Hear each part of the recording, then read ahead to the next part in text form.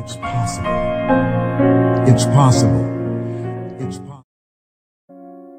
You know, as we begin to think about goals and dreams, given my circumstances, born in an abandoned building on a floor, being adopted, being labeled educable mentally retarded, failing twice in school, no college training, never worked for a major corporation, to believe that I had something of value. Have you ever thought about something you wanted to do and you talk yourself out of it? It's very important to realize that I found that most people fail in life not because they aim too high and miss. Most people fail in life because they did just like I did for so many years. They aimed too low and hit. They didn't believe in themselves. So I want you right now to revisit and look at your goals and dreams, and let's raise the bar. And I want you to say with me, it's possible.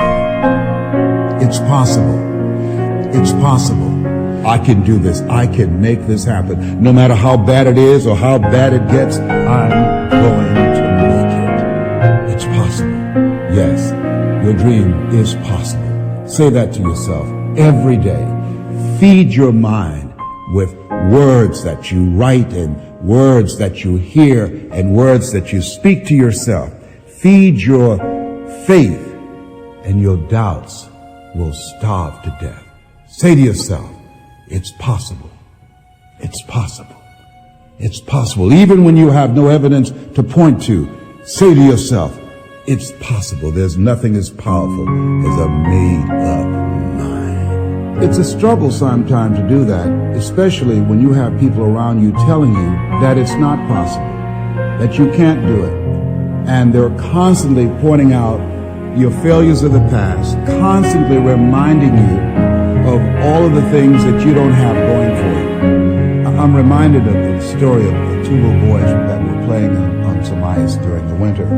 And as they got further out on this ice, one fell through the thin ice.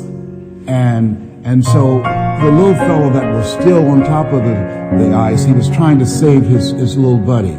And he couldn't reach him. He was trying to pull him. He could see him through the thin ice as he got further away from him, struggling. And he couldn't reach him, and he was trying to break the ice, and he couldn't do it. And he looked around, and he saw a tree in the distance, and he ran, and then he got up on the tree, and he pulled and broke down an enormous-sized branch, and came back and savagely began to beat that ice, and broke it, and miraculously, he saved his friend.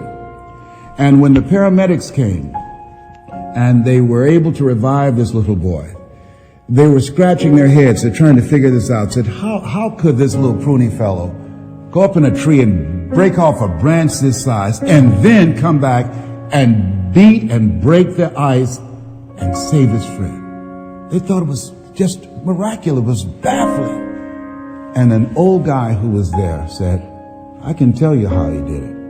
And they said, how? How did he do it?